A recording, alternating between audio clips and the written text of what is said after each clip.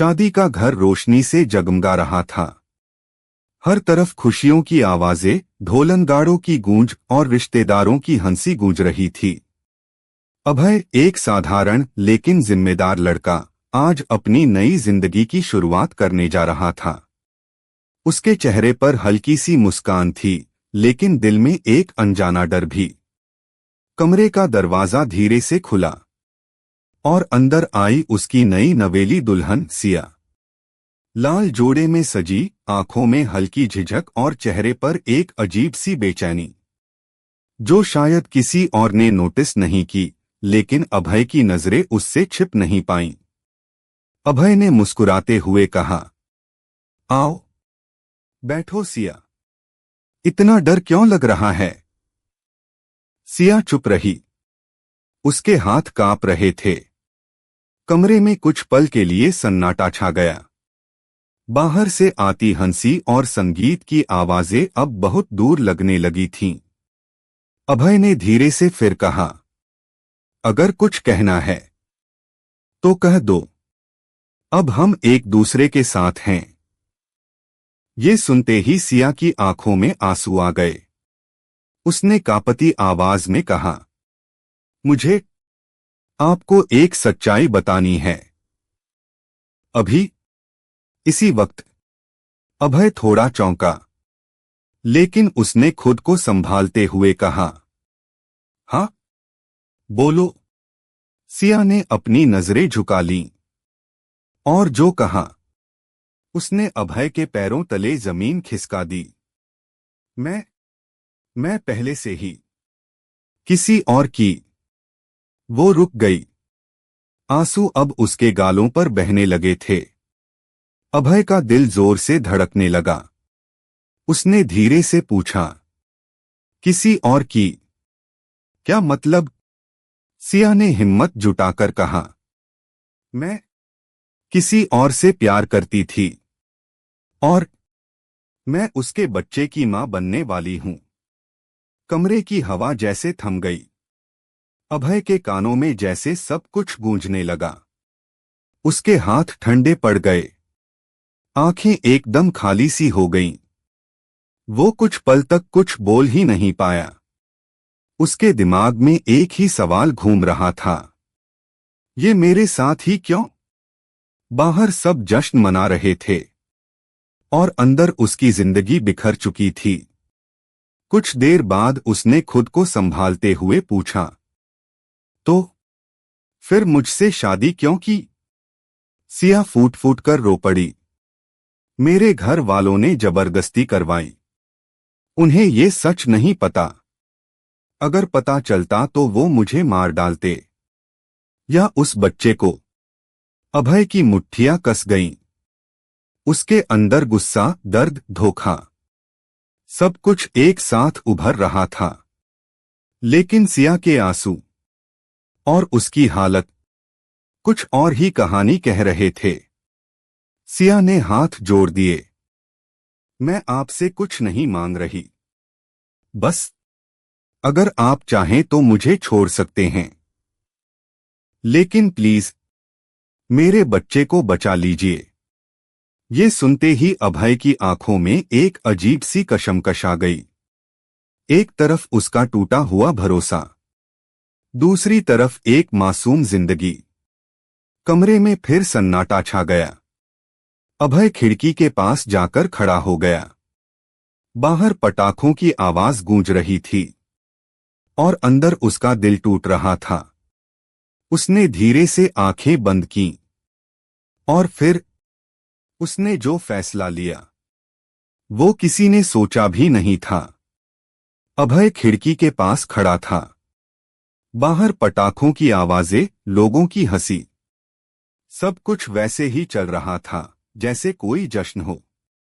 लेकिन उसके अंदर सब कुछ टूट चुका था। उसने धीरे से आंखें खोलीं और पीछे मुड़कर सिया की तरफ देखा। सिया जमीन पर बैठी थी, हाथ जोड़कर रो रही थी, जैसे हर पल उसे डर हो कि अब उसकी जिंदगी खत्म होने वाली है। अभय के मन में तूफान चल रहा था। ये लड़की जिसने मेरी जिंदगी की शुरुआत ही झूठ से की, क्या मैं इसे स्वीकार कर सकता हूं? लेकिन फिर उसकी नजर सिया के पेट पर गई और अचानक उसके अंदर कुछ बदलने लगा। वो धीरे धीरे उसके पास आया। सिया ने डरते हुए सिर उठाकर देखा। उसकी आंखों में सिर्फ एक ही सवाल था, क्या आप मुझे छोड़ देंगे? अभय कुछ पल तक चुप रहा। फिर धीरे से बोला, उस लड़के का क्या हुआ जिससे तुम प्यार करती थी? सिया की आंखें और भी भर आईं। वो मुझे छोड़कर चला गया। जब उसे पता चला कि मैं प्रेग्नेंट हूं, उसने साफ मना कर दिया कि ये बच्चा उसका नहीं है। अभय ने गहरी सांस ली। अब तस्वीर साफ हो रही थी।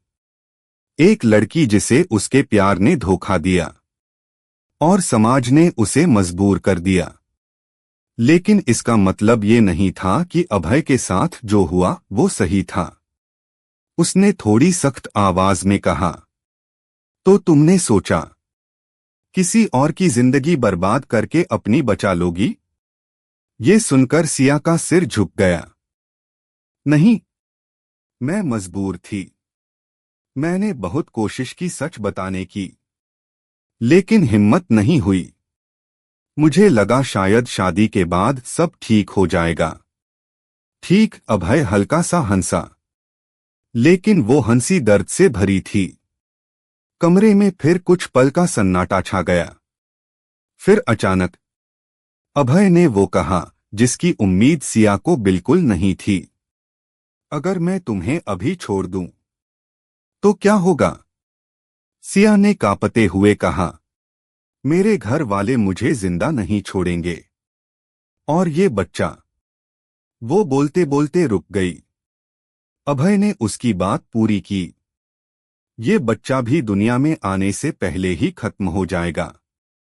सिया ने धीरे से सिर हिला दिया। अब अभय के सामने दो रास्ते थे। या तो वो अपने साथ हुए धोखे का बदला ले, या एक मासूम जिंदगी को बचा ले। उसने गहरी सांस ली और आंखें बंद कर लीं। कुछ सेकंड जो जैसे सालों जैसे लग रहे थे। फिर उसने धीरे से कहा, ठीक है। सिया ने चौंक कर उसकी तरफ देखा। अभय ने आगे कहा, ये बात इस कमरे से बाहर नहीं जाएगी। सिया की आंखें फैल गईं। मैं समझी नहीं। अभय ने शांत लेकिन भारी आवाज में कहा, इस बच्चे को मैं अपना नाम दूंगा। सिया को लगा जैसे उसने गलत सुन लिया हो। क्या? हाँ, अभय ने उसकी आंखों में देखते हुए कहा, ये बच्चा अब मेरा होगा और तुम मेरी पत्नी। सिया के आंसू अब और तेजी से बहने लगे। लेकिन आपने मेरे साथ जो हुआ उसके बारे में नहीं सोचा। अभय ने हल्की सी कड़वी मुस्कान के साथ कहा, सोचा है, बहुत सोचा है। लेकिन उस बच्चे ने क्या गलती की है? कमरे में फिर सन्नाटा छा गया। लेकिन इस बार उस सन्नाटे में एक नई शुरुआत की हल्की सी आहट थी। सिया ने रोते हुए उसके पैरों को छूने की कोशिश की। आप भगवान हैं। अभय ने तुरंत उसे रोक लिया। नहीं, मैं भगवान नहीं हूं। बस एक इंसान बनने की कोशिश कर रहा हूं। उस रात दो अजनबी एक रिश्ते में बंध गए, जहां प्यार नहीं था, लेकिन एक वादा था, इंसानियत का। लेकिन कहानी यहां खत्म नहीं हुई थी, क्योंकि असली परीक्षा तो अब शुरू होने वाली थी। जब ये सच धीरे धीरे दुनिया के सामने आने लगा। और फिर जो हुआ, उसने सिर्फ इस परिवार को नहीं, पूरे समाज को हिला कर रख दिया। दिन बीतने लगे। शादी के बाद का घर अब धीरे धीरे सामान्य होने लगा था। सिया हर दिन एक डर के साथ उठती, कहीं आज सच सामने न आ जाए। और अभय, वो बाहर से जितना शांत दिखता था, अंदर उतना ही टूटता जा रहा था। लेकिन उसने अपना वादा निभाया। वो सिया का पूरा ख्याल रखता, समय पर खाना, दवाइयाँ, डॉक्टर के चेकअप, सब कुछ। घर वालों को बस इतना पता था कि सिया की तबीयत थोड़ी नाजुक है, इसलिए अभय हर वक्त उसका साथ देता है। धीरे धीरे महीनों गुजर गए और सिया का पेट अब साफ दिखने लगा था। एक दिन सुबह अभय की मां शारदा देवी किचन में थीं। सिया चाय लेकर उनके पास आई। जैसे ही शारदा देवी की नजर सिया के पेट पर गई, उनकी भौहें सिकुड़ गईं। सिया, ये? सिया का दिल धक से रह गया। उसके हाथ से कप लगभग छूट गया। जी। वो कुछ बोल ही नहीं पाई। तभी पीछे से अभय आ गया। उसने स्थिति को समझते हुए तुरंत कहा, मां, डॉक्टर ने कहा है कि सब ठीक है, बस थोड़ा ध्यान रखना होगा। शारदा देवी ने उसे गौर से देखा। लेकिन शादी को अभी 4 महीने ही हुए हैं। उनकी आवाज में शक साफ झलक रहा था। कमरे का माहौल अचानक भारी हो गया। सिया की सांसें तेज हो गईं। उसके हाथ कांपने लगे। अभय ने शांत रहने की कोशिश की। मां, कभी कभी ऐसा हो जाता है। शारदा देवी ने कुछ नहीं कहा, लेकिन उनके चेहरे पर लिखा शक अब खत्म नहीं होने वाला था। उस दिन के बाद घर का माहौल बदलने लगा। शारदा देवी की नजरें हर वक्त सिया पर रहतीं। उनके सवाल अब और गहरे हो गए थे। इतनी जल्दी कैसे? डॉक्टर की रिपोर्ट दिखाओ। कुछ छुपा तो नहीं रहे तुम लोग? सिया हर सवाल पर टूटती जा रही थी। और अभय हर बार बीच में आकर उसे बचा लेता। लेकिन कब तक? एक दिन घर में अभय का छोटा भाई रोहित आया। वो शहर से बाहर काम करता था और काफी तेज दिमाग वाला था। जैसे ही उसने सिया को देखा, उसे भी कुछ अजीब लगा। रात के खाने पर उसने सीधे सवाल कर दिया, भाभी, आप तो काफी जल्दी खुशखबरी दे रही हैं। उसकी बात सुनकर सब चुप हो गए। अभय ने उसे घूरकर देखा। रोहित, खाना खाओ चुपचाप। लेकिन रोहित मुस्कुरा दिया, भैया, मैं बस मजाक कर रहा हूं। पर उसकी आंखों में मजाक नहीं, शक था। अगले कुछ दिनों में रोहित ने चुपचाप सब पता करना शुरू कर दिया। उसने सिया के पुराने कॉलेज, उसके दोस्तों, यहां तक कि उसके पुराने मोहल्ले तक जानकारी निकाल ली। और फिर उसे वो सच पता चल गया जिसे अभय छुपा रहा था। एक शाम अभय ऑफिस से घर लौटा।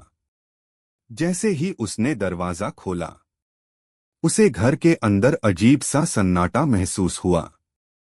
लिविंग रूम में शारदा देवी, रोहित और सिया बैठे थे। सिया की आंखें लाल थीं, जैसे वो बहुत देर से रो रही हो। अभय का दिल जोर से धड़कने लगा। उसने धीरे से पूछा, क्या हुआ?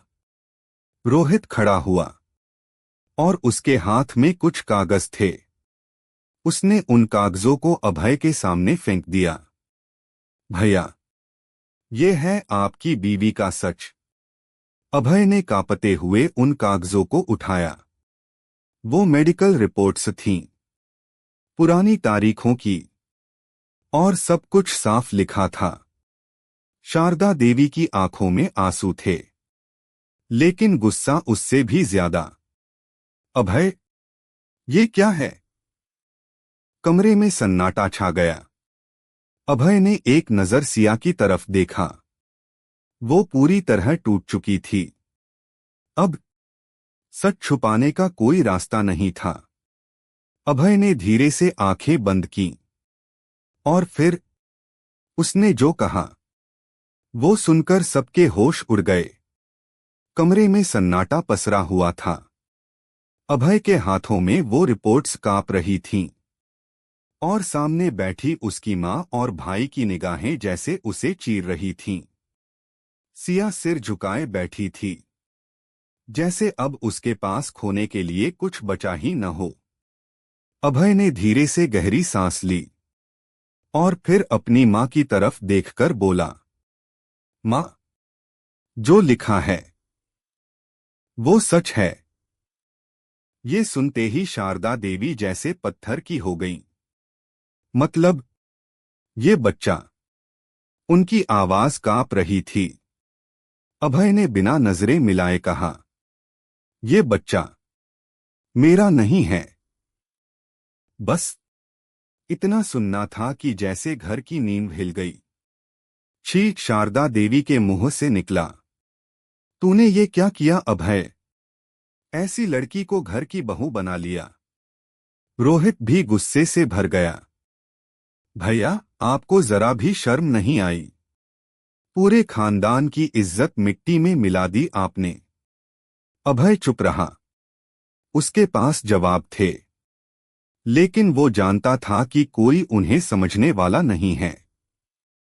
शारदा देवी की आंखों में आंसू थे, लेकिन अब उनमें सिर्फ दर्द नहीं, गुस्सा और अपमान भी था। अभी के अभी इस लड़की को इस घर से निकाल दे। ये सुनते ही सिया का दिल जैसे रुक गया। उसने कांपते हुए अभय की तरफ देखा। उसकी आंखों में एक आखिरी उम्मीद थी, लेकिन इस बार फैसला आसान नहीं था। रोहित ने भी साथ दिया। हाँ भैया, ये सही कह रही हैं मां। आपने गलती की है। अभी भी समय है, इसे ठीक कर लो।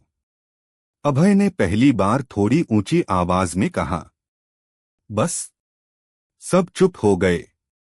अभय ने अपनी मां की तरफ देखा। मां, अगर मैं इसे आज घर से निकाल दूं, तो क्या होगा? शारदा देवी गुस्से में बोली, जो होगा अच्छा होगा। कम से कम ये कलंक हमारे घर से दूर हो जाएगा। अभय ने धीमे लेकिन मजबूत स्वर में कहा। नहीं मां, वो मर जाएगी। कमरे में एक पल के लिए सन्नाटा छा गया। उसके अपने लोग उसे मार देंगे, या वो खुद मर जाएगी, और उसके साथ एक मासूम बच्चा भी। शारदा देवी चुप हो गईं, लेकिन उनका गुस्सा अभी भी कम नहीं हुआ था। तो क्या तू सारी जिंदगी इस झूठ के साथ जिएगा? अभय ने सीधे उनकी आंखों में देखा। अगर इस झूठ से किसी की जिंदगी बचती है, तो हाँ, मैं जी लूंगा। रोहित हंस पड़ा। वाह भैया, बड़े महान बन रहे हो। लेकिन समाज क्या कहेगा? अभय ने बिना झिझक जवाब दिया। समाज ने ही तो इसे यहां तक पहुंचाया है। अब मैं समाज से डरकर एक और जिंदगी बर्बाद नहीं कर सकता। सिया अब फूट फूट कर रो रही थी। उसने कभी नहीं सोचा था कि कोई उसके लिए इतना बड़ा कदम उठाएगा। वो भी एक ऐसा इंसान जिसे उसने सबसे बड़ा धोखा दिया था। शारदा देवी ने गुस्से में कहा, ठीक है, अगर तू इस लड़की को नहीं निकाल सकता, तो मैं इस घर में नहीं रहूंगी। ये सुनकर अभय का दिल टूट गया। मां, लेकिन शारदा देवी ने उसकी एक न सुनी। वो उठीं और अपने कमरे में चली गईं। रोहित ने जाते जाते कहा, भैया, आपने बहुत बड़ी गलती की है। इसका अंजाम बहुत बुरा होगा। दरवाजा जोर से बंद हुआ और घर में फिर सन्नाटा छा गया।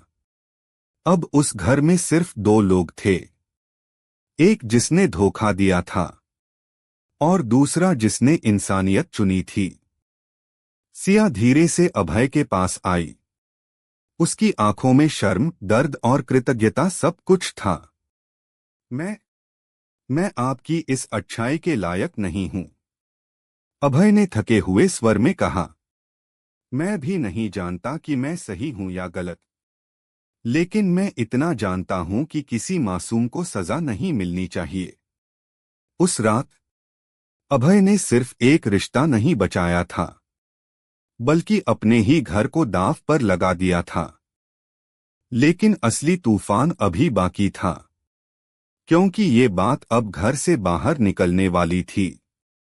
और जब समाज को ये सच पता चला, तो जो हुआ वो किसी ने सोचा भी नहीं था।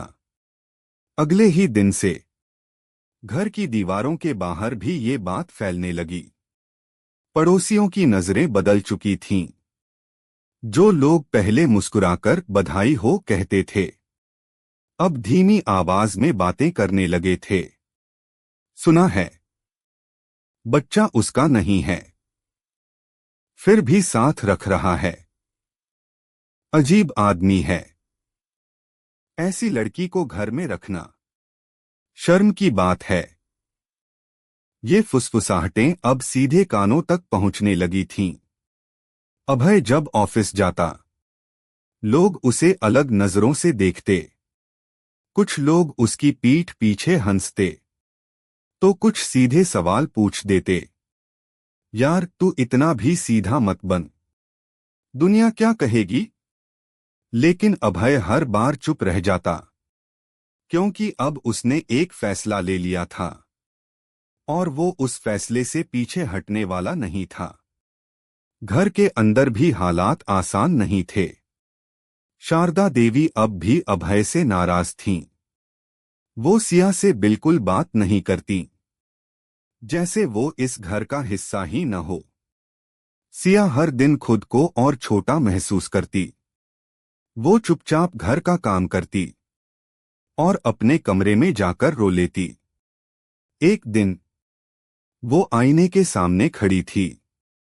अपने पेट पर हाथ रखकर धीरे से बोली, मैंने तेरे लिए सब कुछ खो दिया, लेकिन शायद तू ही मेरी सबसे बड़ी सजा और सबसे बड़ी उम्मीद है। उसकी आंखों से आंसू गिरते रहे। तभी पीछे से अभय आया। उसने सिया को इस हालत में देखा और बिना कुछ कहे उसके पास खड़ा हो गया। कुछ पल दोनों चुप रहे। फिर अभय ने धीरे से कहा, तुम्हें खुद को दोष देना बंद करना होगा। सिया ने हल्की सी हंसी के साथ कहा, और क्या करूं? हर तरफ से मैं ही गलत हूं। अभय ने पहली बार थोड़ा सख्त होकर कहा, गलती हुई है, लेकिन तुम सिर्फ गलती नहीं हो। सिया ने उसकी तरफ देखा। उसकी आंखों में पहली बार थोड़ी सी उम्मीद जगी। लेकिन उसी शाम कुछ ऐसा हुआ जिसने सब कुछ बदल दिया। दरवाजे पर जोर से दस्तक हुई। अभय ने जाकर दरवाजा खोला और सामने खड़ा था वही आदमी जिसने सिया को छोड़ दिया था। सिया ने जैसे ही उसे देखा, उसके पैरों तले जमीन खिसक गई। उसका नाम था विक्रम।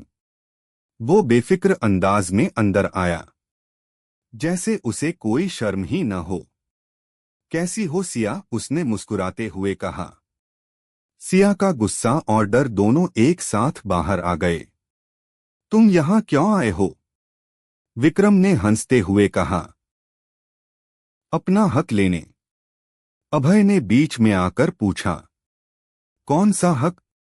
विक्रम ने सीधा जवाब दिया, उस बच्चे पर जो मेरा है। कमरे में सन्नाटा छा गया। अभय की मुट्ठियां कस गईं। जब ये बच्चा तुम्हारा था, तब तुम भाग गए थे। विक्रम ने कंधे उचकाते हुए कहा। गलती हो गई थी, अब सुधारने आया हूं। सिया गुस्से से कांप रही थी। तुम्हें अब याद आया? जब मैं अकेली थी तब कहाँ थे तुम? विक्रम ने ठंडी आवाज में कहा, अब मैं चाहता हूं कि ये बच्चा मेरे साथ रहे। ये सुनते ही अभय का खून खौल उठा। ये बच्चा कहीं नहीं जाएगा। विक्रम ने मुस्कुराकर कहा, कानून के हिसाब से ये मेरा हक है। अभय ने बिना डरे जवाब दिया, और इंसानियत के हिसाब से तुम इसका हक खो चुके हो। दोनों आमने सामने खड़े थे। एक तरफ वो आदमी जिसने जिम्मेदारी से भागना चुना, और दूसरी तरफ वो इंसान जिसने बिना किसी गलती के भी जिम्मेदारी उठा ली। विक्रम ने जाते जाते कहा, मैं वापस आऊंगा, और इस बार कानून के साथ आऊंगा। दरवाजा बंद हुआ और सिया जमीन पर बैठ गई। उसका डर अब कई गुना बढ़ चुका था। अब ये सिर्फ एक राज नहीं था, ये एक लड़ाई बन चुकी थी, एक बच्चे के भविष्य की। और इस लड़ाई में अभय को अब सिर्फ समाज से नहीं, कानून से भी लड़ना था।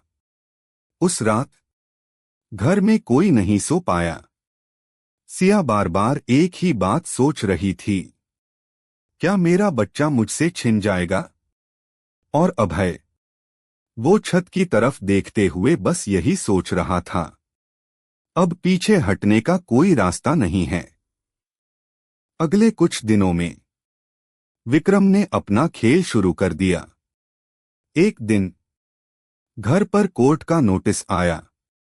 सिया के हाथ कांपने लगे। वो सच में आ गया। अभय ने नोटिस पढ़ा। विक्रम ने बच्चे पर अपना अधिकार जताते हुए केस कर दिया था। अब ये मामला सिर्फ घर तक सीमित नहीं था, ये अदालत तक पहुंच चुका था।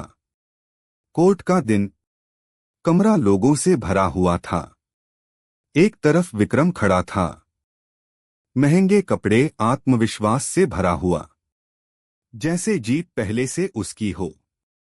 दूसरी तरफ अभय और सिया।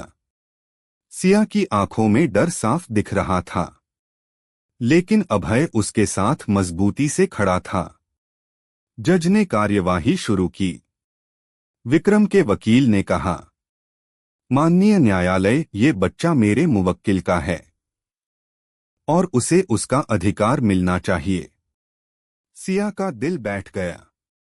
फिर अभय के वकील की बारी आई। उसने शांत स्वर में कहा, जी हां, बच्चा जैविक रूप से विक्रम का हो सकता है, लेकिन क्या सिर्फ खून का रिश्ता ही सब कुछ होता है?